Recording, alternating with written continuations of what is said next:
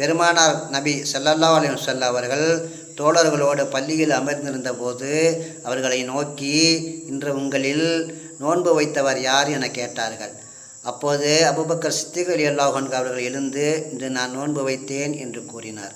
பிறகு உங்களில் ஏழைகளுக்கு உணவளித்தவர் யார் என்று கேட்டார்கள். அபூபக்கர் சித்திக் ரலியல்லாஹு அன்ஹு அவர்கள், இன்று நான் ஏழைகளுக்கு உணவளித்தேன் என்று கூறினார். பிறகு நபி ஸல்லல்லாஹு அலைஹி வஸல்லம் அவர்கள், இன்று நோயாளியை சந்தித்து நலம் விசாரித்தவர் யார் என கேட்டார்கள்.